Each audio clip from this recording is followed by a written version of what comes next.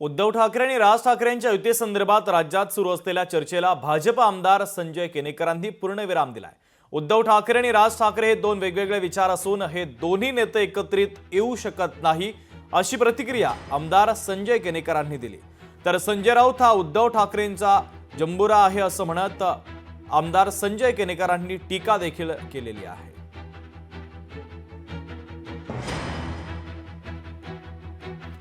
दरम्यान भाजपचे नेते तथा आमदार संजय केनेकर यांच्याशी संवाद साधलाय आमचे प्रतिनिधी सचिन बडे यांनी। पाहूया। दोनही ठाकरे बंधू एकत्रित येण्यासंदर्भात एक छोटीशी हुलकावणी दिलेली आहे। म्हणजेच या ठिकाणी दोघं भाऊ एकत्र येऊ शकतात अशी या ठिकाणी शक्यता वर्तवली जाते। मात्र असा अंदाजही व्यक्त केला जातोय की दोन्ही भाऊ एकत्र येऊ शकत नाहीत, कारण हे स्वतः शिवसेना शिंदेगड बोलतोय। आपल्यासोबत भाजप आमदार संजय केनेकर आहेत, जाणून घेऊयात काय वाटतं तुम्हाला, दोघंही भाऊ एकत्र येतील का आणि आले तर काय होईल? या महाराष्ट्राचं भवितव्य जर राज ठाकरेंच्या हातात शिवसेना आली असती तर त्याच वेळेस बदललं असतं आणि ही महायुती तुटली नसती।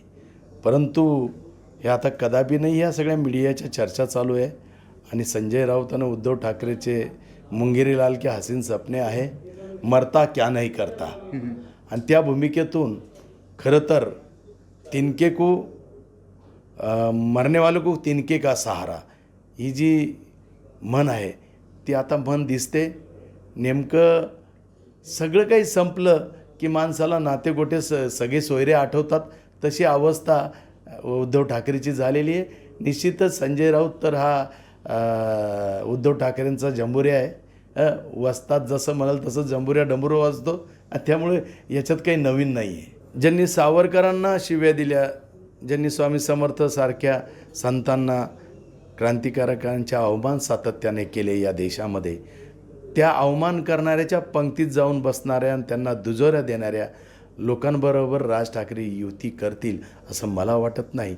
कारण जो अपमान या देशाच्या संस्कृतीचा, साधू संतांचा, क्रांतिकारकांचा वारंवार केला गेला, त्याला राज ठाकरे माफ करतील का हा मोठा प्रश्न आहे।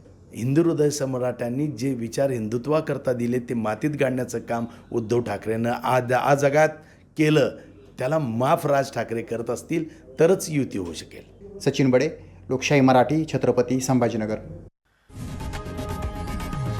लोकशाही मराठी, ऐका, पहा, जागरूक रहा।